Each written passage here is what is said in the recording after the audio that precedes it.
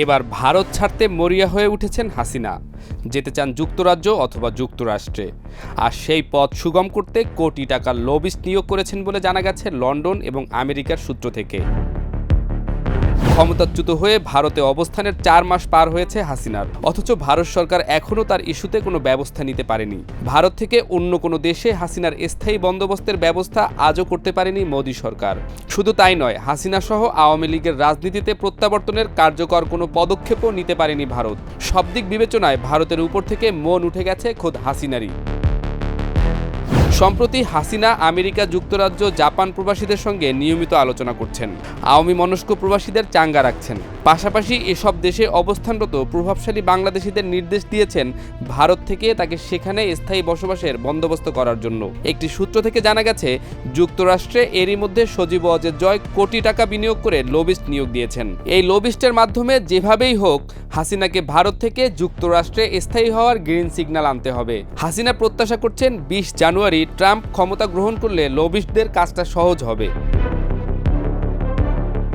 এদিকে সম্প্রতি বাংলাদেশ ঘুরে গেছেন ভারতের পররাষ্ট্র সচিব বিক্রম মিশ্রি। তিনি নিশ্চিত করে গেছেন ভারত বাংলাদেশের সঙ্গে সুসম্পর্ক বজায় রাখতে চায়। শুধু তাই নয়, বিক্রম মিশ্রি সংসদীয় কমিটিতে বলেছেন হাসিনার সরকার বিরোধী প্রচারণা ভারত সমর্থন করে না। ভারতের পররাষ্ট্র সচিবের এমন বক্তব্যে হাসিনা সহ আওয়ামী লীগপন্থীদের মুখ চুপসে গেছে, যে কারণে ভারতে অবস্থান করে হাসিনার কোনো লাভ হবে না বলে মনে করছেন সজীব ওয়াজেদ জয় এবং দিল্লিতে অবস্থান করা হাসিনার মেয়ে সাইমা ওয়াজেদ পুতুলও।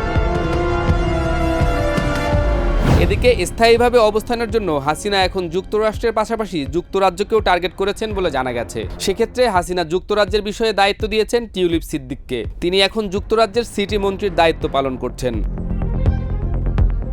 একটি সূত্র থেকে জানা যায় হাসিনা এবং আওয়ামী লীগ ইস্যুতে সজীব ওয়াজেদ জয় আগেই কোটি টাকা খরচ করে ভারতের লবিস্ট নিয়োগ দিয়েছিলেন, কিন্তু সেই লবিস্ট সঠিকভাবে দায়িত্ব পালন করতে পারেনি। এবার জয় নিজেই লবিস্ট নিয়োগ করেছেন আমেরিকাতে। যদিও হাসিনাকে স্থায়ীভাবে বসবাসের সুযোগ দিতে আগেই আমেরিকা যুক্তরাজ্য কানাডা সহ বিশ্বের প্রায় শতভাগ দেশ না বলে দিয়েছে, তবে আমেরিকাতেও ক্ষমতার পালাবদল হয়েছে।